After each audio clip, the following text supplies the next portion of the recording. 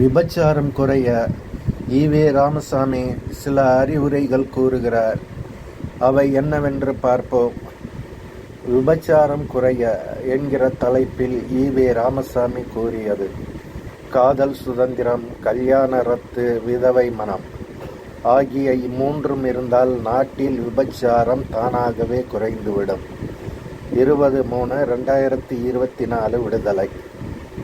மற்றும் ஈ.வே. ராமசாமி 99வது பிறந்த நாள் மலர். ஈ.வே. ராமசாமி கூறியது சரிதானா?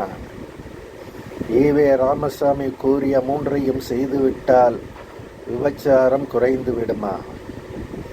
அவர் கூறியதை கேட்டதும் கேனப்பையில் ஊருக்குள்ள கிறுக்கு பையல் நாட்டாமை என்கிற பழமொழிதான் ஞாபகத்திற்கு வந்தது. ஈ.வே. ராமசாமி எந்த உலக ஞானமும் இல்லாமல் ஏதேனும் உளர கிறுக்கு பயல்களாக இருக்கிற அவரது தொண்டர்கள் அதை அருள் வாக்குகளாக கண்களில் ஒற்றிக்கொள்கிறார்கள்.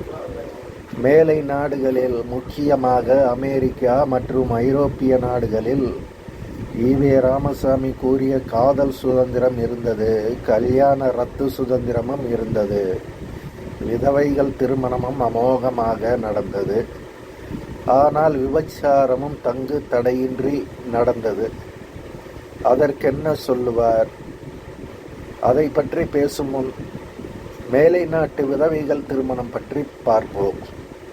இங்கு பெரியார் மண்ணில்தான் தாங்கள் நடத்தும் மாநாடுகளில் விதவைகளை திருமணம் முடிக்க வேண்டும் என தீர்மானம் போட்டுவிட்டு அந்த தீர்மானத்தையே காற்றில் பறக்கவிட்டு தங்களின் 72வது வயதில் கன்னி பெண்களை மணமுடிக்கிற முரண்பாடான அவலம் உள்ளது.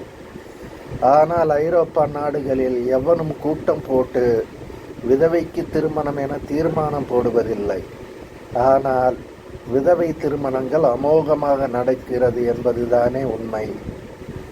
ஈ.வே. ராமசாமி கூறிய மேற்கண்ட மூன்றும் ஐரோப்பிய அமெரிக்க நாடுகளில் இருந்தாலும் இந்தியாவை விட அங்கு விபச்சாரம் மேலோங்கி ஏன் உள்ளது? அதனை ஈ.வே. ராமசாமி உணராமல் தான் அருள் வாக்கு தந்துள்ளார்.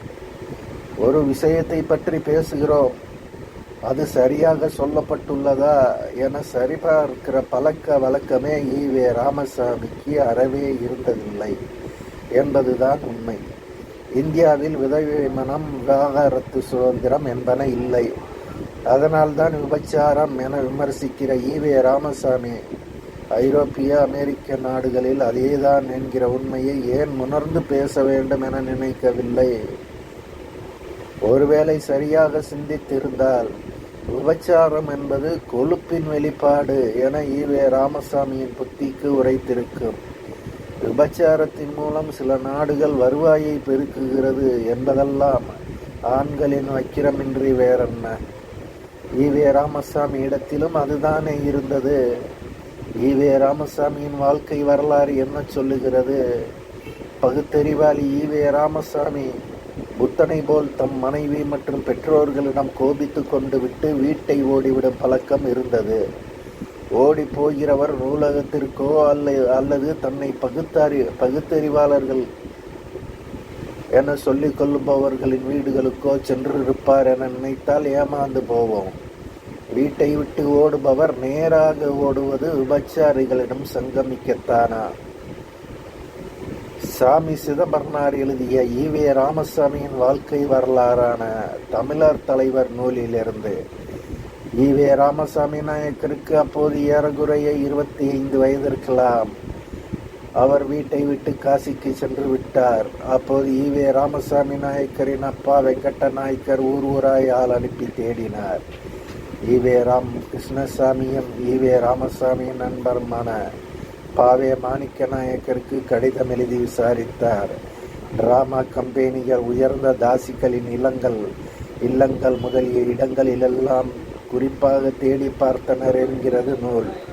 பெற்ற பிள்ளை பொம்பளை பொறுக்கியாகவும் ஈனனாகவும் இருந்தால் பெற்றவன் தாசி வீட்டிலும் காவல் நிலையத்திலும் தான் கால் வைக்க வேண்டும். ஈ.வே. ராமசாமி நாயக்கரின் நைனா வெங்கட்ட நாயக்கரின் தலையெழுத்து அவ்விதமாகத்தான் இருந்திருந்தது. கிளி மாதிரி பொண்டாட்டி இருந்தாலும் குரங்கு மாதிரி ஒப்பாட்டி வைத்து கொள்வானாம் என்கிற பழமொழிதானே ஞாபகம் வருகிறது. ஒரு கிழவனுக்கு கட்ட இருந்த நாகம்மையை விரும்பிதானே மணந்தார் ஈவே ராமசாமி. விரும்பி கட்டிய மனைவிக்கு துரோகம் செய்யும் விதமாக தாசிகளை தேடி ஓடினார் என்கிறது அவரது வாழ்க்கை வரலாறு.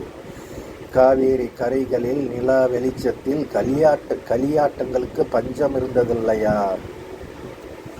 விபச்சார விஷயத்தில் சொன்னது ஒன்று செய்வது ஒன்றுதான் ஈவேராம் என்பதாகத்தான் ஈவே ராமசாமியின் வாழ்க்கை இருந்துள்ளது. வாழ்வின் முன்பாதியில் அயோக்கியனாக இருந்துவிட்டு பின்பாதியில் யோகியனை போல் பேசினால் களமாடினால் அவனது யோகியதையை எல்லோரும் மறந்து விடுவார்களா? விபச்சார விஷயத்திலும் ஈவே ராமசாமியின் முட்டாள்தனமான முரண்பாடுகளே இருந்துள்ளது.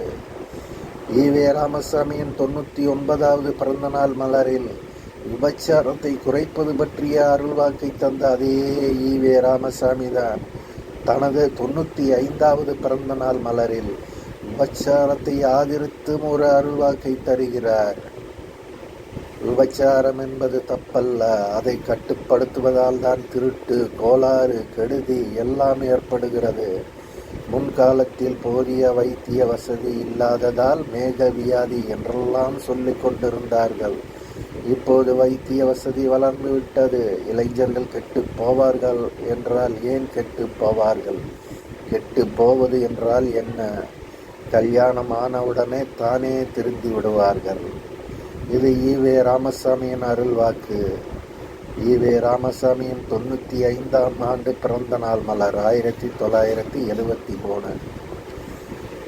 விபச்சாரம் குறைய ஈவே ராமசாமி சொன்ன காரணங்களில் எவ்வளவு முட்டாள்தனம் இருந்ததோ அவ்வளவு முட்டாள்தனங்கள் விபச்சாரத்தை ஆதரிப்பதிலும் இருந்துள்ளது. விபச்சாரத்தினால் வரும் பால்வினை நோய்களுக்கு மருந்து வந்து விட்டது, அதனால் விபச்சாரத்தை அனுபவிக்கலாம் என ஒருவன் சொன்னால் அவனை சமூக நல விரும்பி என்றால் சொல்ல முடியும்? இந்த அறிவொழுக்கத்தை வைத்து கொண்டுதான் விபச்சாரம் குறையவும் ஆலோசனை தருகிறார். விபச்சாரத்தை ஆதரிப்பதா வேண்டாமா என்பதிலேயே ஈவே ராமசாமிக்கு மாபெரும் குழப்பம் இருந்துள்ளது. அது வெளிப்படையாக தெரிந்துள்ளது. அதனால் தான் ஆதரிக்காதது போல் சில இடங்களிலும் ஆதரிப்பது போல் சில இடங்களிலும் பேசி தன் அறிவு தூய்மை இன்மையை காட்டாமல் காட்டியுள்ளார். ஒரு விஷயம் சரி தவறென்றோ குற்றமிக்கது அல்லது குற்றமற்றது என ஆணித்தரமாக பேசுகிற வல்லமையை ஈவே ராமசாமியின் பகுத்தறிவு கொண்டிருக்கவில்லை என்பதே அறிவாளர்களின் கூற்றாக இருந்துள்ளது. நேற்று என்ன பேசினோம் என தெரியாமலே அதற்கு முற்றிலும் மாறுபட்டு மறுநாள் எதையாவது உளர வேண்டியது, பிறகு வாங்கி கட்டி கொள்ள வேண்டியது. அதற்கு பதில் சொல்ல திராணி இல்லாத தொண்டர்கள் பெரியாரை அவதூறு செய்துவிட்டான் என ஒப்பாரி வைக்க வேண்டியது. இது அவதூறா? நிச்சயமில்லை. 100% ஈவே ராமசாமியை பற்றிய கசப்பான உண்மைகள்தான்.